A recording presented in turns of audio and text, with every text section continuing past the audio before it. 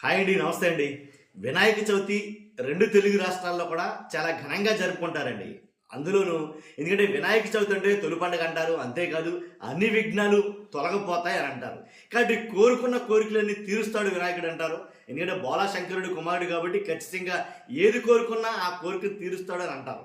కాబట్టి రెండు తెలుగు రాష్ట్రాల్లో ఉన్న ప్రముఖ నాయకులు ఎవరంటే కనుక చంద్రబాబు నాయుడు గారు కావచ్చు ముఖ్యమంత్రి, అలాగే ఉప ముఖ్యమంత్రి పవన్ కళ్యాణ్ గారు కావచ్చు, అలాగే నారా లోకేష్ గారు కావచ్చు, అలాగే జగన్ గారు కావచ్చు. తెలంగాణలో చూసుకుంటే కనుక కేసీఆర్ గారు కావచ్చు, కేటీఆర్ గారు కావచ్చు, రేవంత్ రెడ్డి గారు కావచ్చు, కవిత గారు కావచ్చు. ఎవరైనా సరే ఈ వినాయక చవితికి ఏం కోరుకుంటారంటారు అనేది నాకు అనిపించింది. ఎందుకో తెలియదు కానీ నాకు అలా ఆలోచన వచ్చింది. ఏం కోరుకుని ఉంటారు వీళ్ళు వినాయక చవితి రోజున వినాయకుడిని. కాబట్టి ఏం కోరుకున్నా కోరికను తీరుస్తాడంటారు కదా, బలంగానే కోరుకుని ఉంటారు. ఏం కోరుకుంటారో జస్ట్ ఇమాజిన్ చేద్దాం. ఏం కోరుకుని ఉంటారు అనేది ఒక్కసారి ఆలోచిద్దాం మన సైడ్ నుంచి. ఫస్ట్ అయితే లైక్ చేయండి. లైక్ చేస్తే నాకు మోటివేషన్ ఉంటుంది, ఎక్కువ మందికి ఇన్ఫర్మేషన్ చేయగలుగుతుంది. అంతేకాదు లైక్ చేయడం మీ బాధ్యత అని చెప్తాను నేను. కొత్తగా మన ఛానల్ చూస్తే పక్కాగా సబ్స్క్రైబ్ చేయండి. మీ అమూల్యమైన అభిప్రాయాన్ని కామెంట్ రూపంలో తెలియజేయండి. 2029లో ఎవరు సీఎం కాబోతున్నారు ఆంధ్రప్రదేశ్లో, అలాగే తెలంగాణలో? కాబట్టి 2029లో ఎవరు సీఎం కాబోతున్నారు? ఎవరికైతే ఆ వరం ఇచ్చాడు గణపతి, ఎవరైతే వినాయకుడు ఉన్నాడో ఆయన ఎవరికైతే ఆ వరం ఇచ్చాడో ఒకసారి చూద్దాం. కాబట్టి ఫస్ట్గా చంద్రబాబు నాయుడు గారిని చూసుకుంటే ఆయన అయితే కనుక ఆయన ఆల్రెడీ చెప్తున్నారు. ఏమని?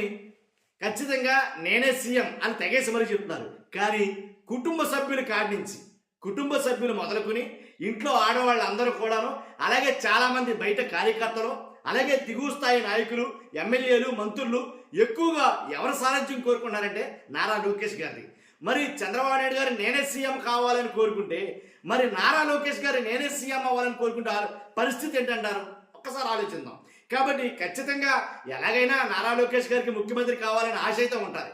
అలాగే ఆశ ఉంది కాబట్టే తనకు ఉన్నటువంటి నాయకులు ఎవరైతే ఉన్నారో వాళ్ళందరూ కూడా మాకు ముఖ్యమంత్రిగా, కాబోయే ముఖ్యమంత్రిగా, పార్టీ పగ్గాలు చేపట్టేది నారా లోకేష్ గారే ముఖ్యమంత్రిగా అనేది కనుక బహిరంగంగా, అలాగే ఇండైరెక్ట్గా, డైరెక్ట్గా రెండు రకాలుగా కూడా చెప్తున్నారు. కాబట్టి నారా లోకేష్ గారు ఒకవేళ నేనే సీఎం కావాలని కోరుకుంటే పరిస్థితి ఏంటి? మరి ఆ వరం మరి ఇచ్చాడంటారా గణపతయ్య? అంతేకాదు. కాబట్టి ఇద్దరిలో ఎవరిని సీఎం చేస్తారు అది. ఇంతకీ వీళ్ళిద్దరూ ఎలా ఉంచితే కనుక పవన్ కళ్యాణ్ గారు, ఇక ఆయన అయితే కనుక చెప్పుకొని అవసరంలా. ఆయన ఏం కోరుకుంటాడో కూడా ఎవరికి అర్థం కాని పరిస్థితి.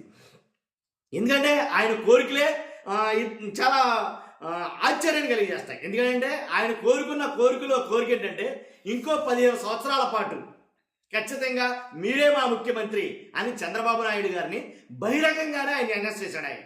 కాబట్టి అంటే 15 సంవత్సరాల వరకు నేను ముఖ్యమంత్రికి అవసరం లేదు, నాకు ముఖ్యమంత్రి కాకపోయినా పర్వాలేదు, మీరు ముఖ్యమంత్రిగా ఉండాలి అని పవన్ కళ్యాణ్ గారు అనౌన్స్ చేశారు పబ్లిక్గా.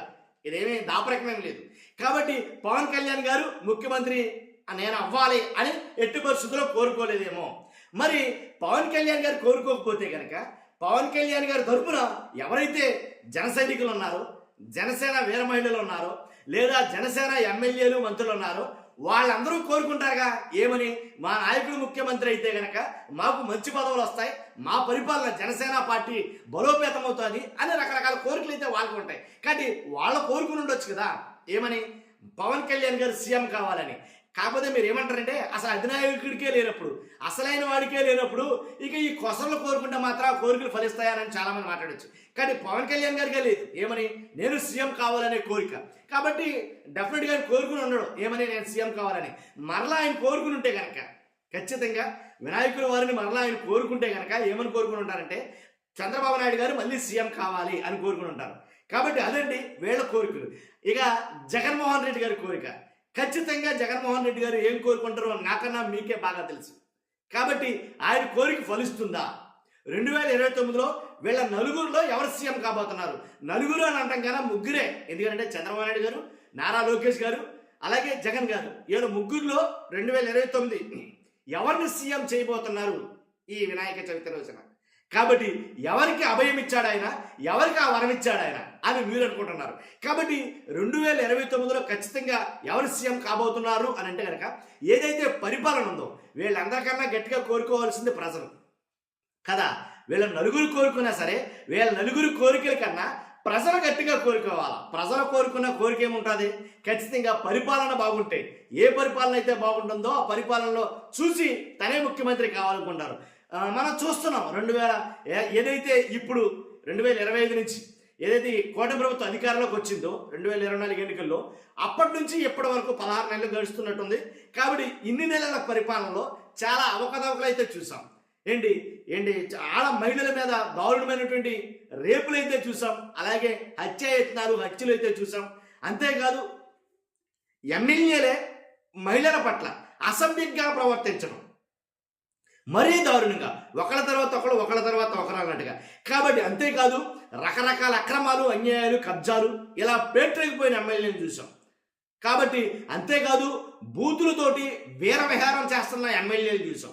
ఇవన్నీ ప్రజలు నిశ్చయంగా గమనిస్తున్నారు. కాబట్టి వీళ్ళందరూ చేస్తున్న ఈ పరిపాలన చూసి ఏదైతే జగన్మోహన్ రెడ్డి గారు సంక్షేమ పథకాలు చేశాడో ఆ సంక్షేమ పథకాలన్నీ అమలు చేయకపోగా, కాబట్టి ఏవైతే కొన్ని అమలు చేసినా సరే, కొన్ని అమలు చేయకపోయినా సరే, ప్రజలకు ఇంపుగా అయితే కనుక పరిపాలన ఉందా లేదా అనేది ప్రజలు ఖచ్చితంగా డిసైడ్ చేస్తారు. కాబట్టి ప్రజలు కోరుకుంటారు అల్టిమేట్గా ఆంధ్రప్రదేశ్లో ఎవరు సీఎం కావాలనేది.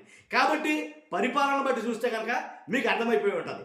కాబట్టి ఎవరు 2029లో సీఎం ఎవరవుతారు, ఆ వరం ఎవరికి ఇచ్చాడు ఆయన అనేది ఇంపార్టెంట్. చంద్రబాబు నాయుడు గారికా, పవన్ కళ్యాణ్ గారికా, నారా లోకేష్ గారికా, వైఎస్ జగన్మోహన్ రెడ్డి గారికా 2029లో ఎవరు సీఎం కాబోతున్నారు. ఇక తెలంగాణ రాష్ట్రం చూస్తే కనుక తెలంగాణ రాష్ట్రంలో రేవంత్ రెడ్డి గారి పరిపాలన అయితే కొనసాగుతుంది.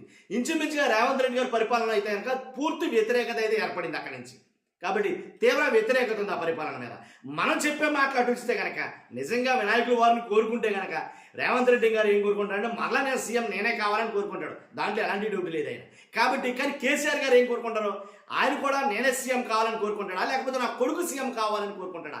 మరి కేటీఆర్ గారు ఏం కోరుకుంటారు? ఖచ్చితంగా కోరుకుంటే వీళ్ళిద్దరి మాట అటించితే కనుక ఏదో మనస్పర్ధలు వచ్చినాయి కాబట్టి మాకు అది బయటపడకపోయినా, బహిరంగంగా బయట చెప్పకపోయినా కొన్ని లోపాయకారంగా మనస్పర్ధలు అయితే కనుక వాళ్ళ ఫ్యామిలీలో ఉన్నాయన్నమాట వాస్తవమే కవిత గారి విషయంలో. మరి అలాంటి కవిత గారు ఏం కోరుకుంటారు? నాన్న సీఎం కావాలని కోరుకుంటారా ఆవిడ? లేదా ఎవరైతే కేటీఆర్ గారు ఉన్నారో కేటీఆర్ గారు వాళ్ళ బ్రదర్ సీఎం గారు కావాలని కోరుకుంటుందా, లేకపోతే తనే సీఎం అవ్వాలనుకుంటుందా, సొంతంగా పార్టీ పెట్టాలనుకుంటుందా? కాబట్టి వీళ్ళ నలుగురిలో వీళ్ళ కోరుకునే కోరికలు ఏముంటాయి ఖచ్చితంగా.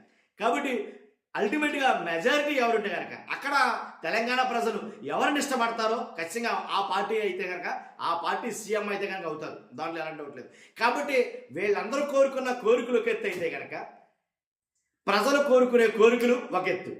కాబట్టి నేను చెప్పేది ఏంటంటే మీరు కోరుకున్న ఎవరైతే ప్రజలు కోరుకుందో ఆ కోరికలు మాత్రం ఖచ్చితంగా అయితే కనుక ఆయన ఫలించేలా చేస్తాడేమో అనేది నాకు అనిపించింది.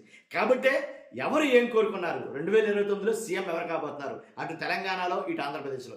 ఇప్పుడు మీ అభిప్రాయం చెప్తే కానీ అసలు నిజాలు ఏంటో బయటపడవు. కాబట్టి మీ అభిప్రాయం చాలా ఇంపార్టెంట్. మీరు తెలియజేయండి మీ అభిప్రాయం ఏముందన్నది ఖచ్చితంగా కామెంట్ రూపంలో తెలియజేయండి. ఫస్ట్ లైక్ చేయండి. రాష్ట్ర ప్రజలందరికీ 2 తెలుగు రాష్ట్రాలకు చేరాలి కాబట్టి మీ బాధ్యతగా లైక్ చేయండి. కొత్తగా మన ఛానల్ ఇస్తే పక్కాగా సబ్స్క్రైబ్ చేయండి. Thank you very much.